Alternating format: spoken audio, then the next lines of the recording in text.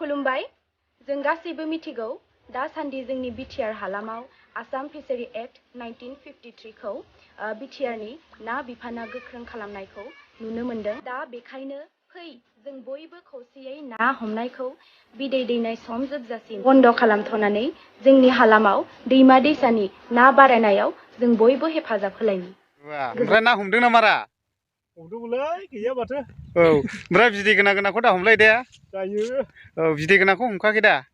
दे खोथाखौथ' खोनाखाबाय बिदै गोनांखौ हमोब्ला मा जायो? मिथिखाबाय औ माने दालि ओंख्रिबो जाहैनांनो हागौ नालाय ओंखायनो बिदै गोनांखौहाय नायनानै हगारफिनबानो जाबाय आरो ना।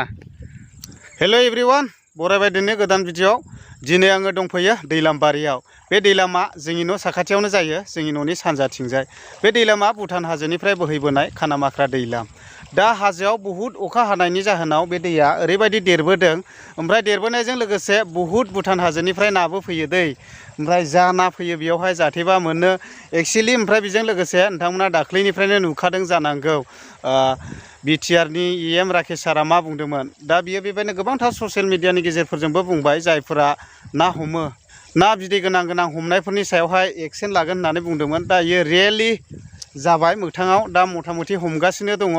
दा आं नोंथांमोननो भिडिअनि गेजेरजोंहाय खोन्थागासिनो दङ, नोंथांमोना बिनि सायावहाय गोबाङानो नर्मेल जादों साननांगौ आरोखि। खिन्थु गरम खबर, दा हमगासिनो दङ। आं नोंथांमोननो भिडिअनि गेजेरजों देखायलांगासिनो दङ। ओमफ्राय नोंथांमोना जायफ्रा भिडिअखौ नायनो इन्टारेस्टेड मोनो नोंथांमोना भिडिअखौ नायलांबानो जाबाय आरोखि। ओमफ्राय बेजों लोगोसे जोंनि बर'फोरनि गेजेरावबो बहुद गोबां ना हमनानै, ना सारनानै, फाननानै, जानानै थांनानै थाग्राबो दङ। दा साबधान, ना बिदै गोनां हमग्राफोरनि सायाव बा ना हमग्राफोरनि सायावहाय फुल एक्सन लागासिनो दङ। पुलिसफोरा हमगासिनो दङ।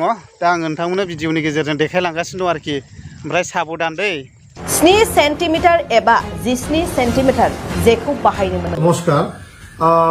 অলৰেডি আমাৰ বিটিআৰ চৰকাৰৰ নেতৃত্বত 4খন ডিষ্ট্ৰিক্টত আসাম ফিচাৰী এক্ট 1953 ইয়াত লাগু কৰা হৈছে আৰু ইয়াত প্ৰশাসনে তীব্ৰ গতিৰে কাম কৰি আছে। সকলো ডিষ্ট্ৰিক্ট অফিচাৰসকলে তীব্ৰ গতিৰে কাম কৰি আছে। মই ধন্যবাদ জ্ঞাপন কৰিছোঁ। সকলোৱে নিজৰ কৰ্তব্যটো এইবাৰ আমাৰ বিটিআৰ প্ৰধান ডাঙৰীয়াৰ নিৰ্দেশ মৰমে সকলোৱে কাম কৰাৰ কাৰণে। আৰু মই বিটিআৰবাসী ৰাইজক আৰু এবাৰ অনুগ্ৰহ কৰিছোঁ, মই আহ্বান জনাইছোঁ যে আপোনালোকে এই ডিউৰিং মানে বানপানী এই ছিজনবিলাকত জুলাইৰ 15 তাৰিখলৈ যেন আপোনালোকে মাছ নধৰে। মই আৰু বিনম্ৰভাৱে মই আপোনালোকক অনুৰোধ কৰিছোঁ। প্ৰশাসনে তীব্ৰ চকুৰে ৰাখি পেলাই একশ্যনত আছে। গতিকে মই আকৌ নিবিচাৰোঁ যাতে কোনোবাই জেল যাম, কোনোবাই যাতে পইচা ভৰে। গতিকে মই আকৌ অনুৰোধ কৰিছোঁ আপোনালোকে মাছ ধৰিবলৈ যাব নালাগে। মই আমাৰ বিটিআৰ চৰকাৰৰ, আমাৰ বিজেপিৰ VCDC চেয়াৰমেনসকল আৰু আমাৰ UPPL দলৰ সকলো শ্ৰেণীৰ চেয়াৰমেনসকল, মেম্বাৰসকলক মই আহ্বান কৰিছোঁ যে আপোনালোকে তলত এটা ৰিফ্লেক্স হোৱা যি টোল নাম্বাৰ, ইয়াক তৎকালীনভাৱে ক'ৰবাত যদি মাছ ধৰি আছে আপোনালোকে খবৰটো দিব। আৰু চৰকাৰটোৰ যি চিন্তাধাৰা তাত যাতে আমি সম্পূৰ্ণৰূপে বাস্তৱ ৰূপ দিব পাৰোঁ, তাৰ কাৰণে যেন সকলোৱে কাম কৰে, এইটো মই অনুগ্ৰহ কৰিলোঁ।